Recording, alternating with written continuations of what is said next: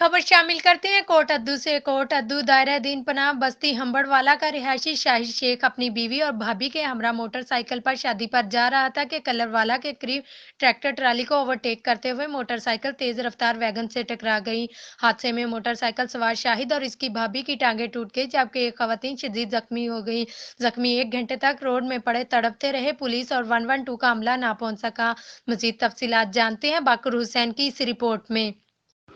जी बिल्कुल, कोटादू दायरा दीनपना बस्ती हम्बड़वाला के रिहायशी शाहिद शेख अपनी बेबी और भाभी के हमरा मोटरसाइकिल पर शादी पर जा रहा था कि कलर वाले के करीब ट्रैक्टर ट्राली को ओवरटेक करते हुए मोटरसाइकिल सवार तेज रफ्तार वैगन से टकरा गई। हादसे में मोटरसाइकिल सवार शाहिद और इसकी भाभी की टांगें टूट गई, जबकि एक खातून शदीद जख्मी हो गई। जख्मी 1 घंटे तक रोड पर तड़पते रहे। पुलिस और 1122 का अमला मौके पर ना पहुंच सका।